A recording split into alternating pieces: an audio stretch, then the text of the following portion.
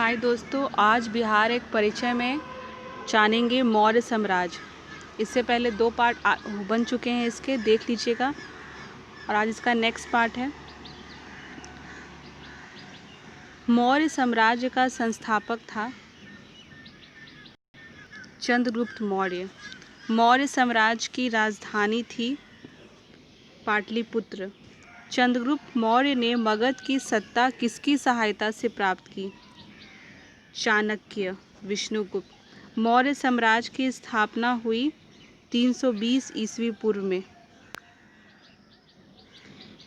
यूनानी दूत मेगास्थनीज किसके दरबार में पाटलिपुत्र आया था? Chandragupta Maurya. Let's revise it. Maurya साम्राज्य का संस्थापक था चंद्रगुप्त मौर्य। मौर्य साम्राज्य की राजधानी थी पाटलिपुत्र। चंद्रगुप्त मौर्य ने मगध की सत्ता किसकी सहायता से प्राप्त की? चाणक्य। मौर्य साम्राज्य की स्थापना हुई 320 ईस्वी पूर्व में। यूनानी दूत मेगास्थनीज किसके दरबार में पाटलिपुत्र आया था? चंद्रगुप्त मौर्य। मेगास्थनीज का पाटलिपुत्र आगमन हुआ था 315 ईस्वी पूर्व में। चंद्रगुप्त मौर्य के दरबार में मेगास्थनीज ने को भेजने वाला शासक कौन था? सेल्यूकस।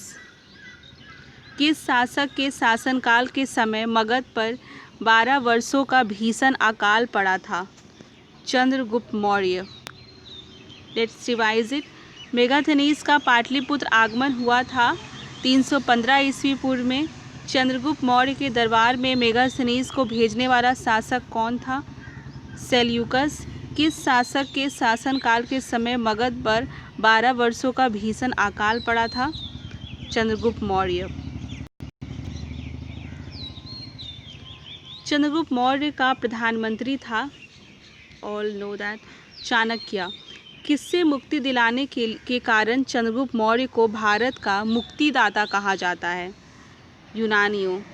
ये भी क्वेश्चन आ सकता है कि भारत का मुक्तिदाता किसे कहा जाता है, तो चंद्रगुप्त मौर्य को कहा जाता है। और किसको मुक्ति दिलाने के कारण कहा जाता है? यूनानियों से।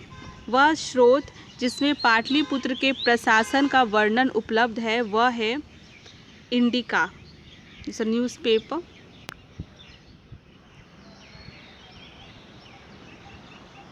नंद वंश के पश्चात मगध पर किस राजवंश ने शासन किया? मौर्य। मेगास्थनीज की बुक का नाम क्या है? इंडिका। आ चुका है क्वेश्चन, इंडिका। अर्थशास्त्र के लेखक हैं कौटिल्य, और कौटिल्य का ही अन्य नाम है चाणक्य एवं विष्णुगुप्त। पाटलिपुत्र की शासन व्यवस्था का विस्तृत वर्णन किस विदेशी यात्री के वृत्तांत में मिलता है? मेगास्थनीज। फिर से यहाँ से रिवाइज करते हैं। नंद वंश के पश्चात मगध पर किस राजवंश ने शासन किया? मौर्य। मेगास्थनीज की पुस्तक का नाम क्या है? इंडिका।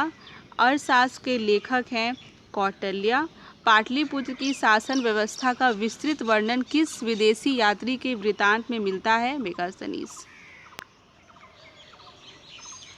चंद्रगुप्त मौर्य के उपरांत मौर्य साम्राज्य का शासक बना बिंदुसार। किस मौर्य शासक के दरबार में आजीवक भविष्यवक्ता पिंगलवत्स रहता था? बिंदुसार। अशोक द्वारा अपने पड़ोसियों के साथ मैत्रीपूर्ण संबंधों का उल्लेख मिलता है शिलालेख 13 में।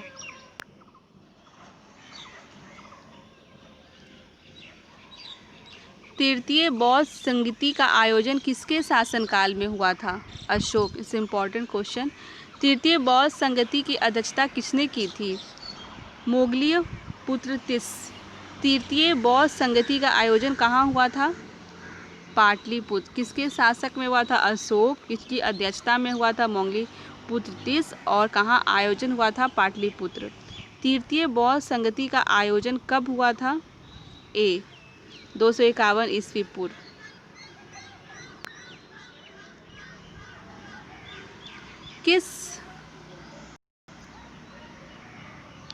किस मौर्य शासक ने कलिंग पर विजय प्राप्त की थी? अशोक। किस युद्ध में हुए भारी तबाही और जान माल की हानि को देखकर अशोक का हृदय परिवर्तन हुआ और उसने युद्ध नीति त्याग कर धर्म नीति की घोषणा की। कलिंग, अशोक का धर्म था नैतिक आचार संहिता। मौर्य साम्राज्य का केंद्रीय न्यायालय कहाँ स्थित था? पाटलिपुत्र में। अशोक ने अपनी धम्म यात्रा के अंतर्गत सर्वप्रथम किस जगह की यात्रा की? बोध गया। अशोक ने अपने धम्म यात्रा के अंतर्गत बोध गया की यात्रा अपने राज्याभिषेक के किस वर्ष में की थी? 10वें वर्ष।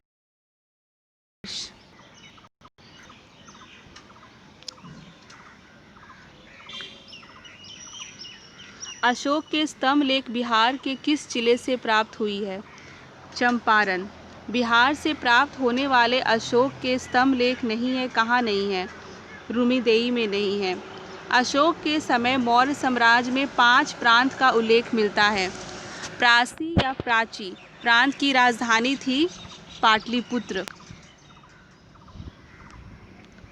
पाटलिपुत्र में स्थित चंद्रगुप्त का पहला महल मुख्यतः बना था लकड़ी का। चंद्रगुप्त मौर्य का राजप्रासाद स्थित था कुम्हरार पटना में। कुम्हरार से 80 स्तंभों वाला मौर्यकालीन सभागार या राजमहल का अवशेष मिला है। किस विद्वान ने चंद्रगुप्त मौर्य के राजप्रासाद के बारे में कहा है कि इसकी शान शौकत का मुकाबला ना तो सूसा और ना तो एक बेतना कर सकते हैं? एरियन। चंद्रगुप्त मौर्य के राजप्रासाद के बारे में किसने कहा कि यह प्रासाद मानव कृति नहीं है वरन देवों द्वारा निर्मित है? फाहियान।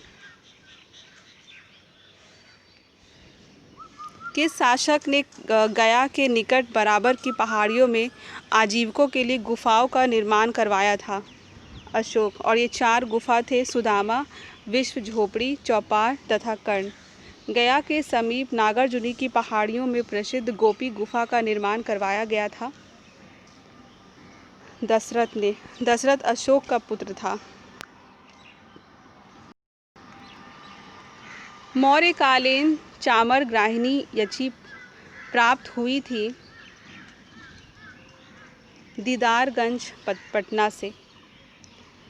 बिहार के किस स्थान से मौर्य काल में बने जैन तीर्थंकरों की प्रतिमा प्राप्त हुई है? लोहानीपुर। पाटलिपुत्र के नगर निर्माण तथा सुंदरता का वर्णन किया मेगास्थनीज ने। पाटलिपुत्र के किस शासक ने सर्वप्रथम अपनी राजधानी बनाया?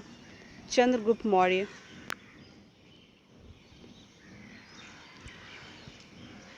अशोक के शासनकाल में बौद्ध सभा किस नगर में आयोजित की गई थी? पाटलिपुत्र। किसके शासनकाल में मिस्र के राजा फिलाडेल्फस ने डियानीसियस नामक राजदूत को पाटलिपुत्र भेजा था? बिंदुसार। किस विद्वान के अनुसार चंद्रगुप्त मौर्य ने पालीब्रोतस उपनाम धारण किया था? स्ट्रैबो। यूनानी दूत डिमोलसिस का आगमन मगध के किस शासक के दरबार में हुआ? Bindusara. It's all important question. केवल वह स्तंभ जिसमें अशोक ने स्वयं को मगध का सम्राट बताया है, यह है भाब्रू स्तंभ। बराबर की गुफाओं का उपयोग किसने आश्रय गृह के रूप में किया? इट्स आजीविकों ने। अशोक की राजधानी कहाँ थी?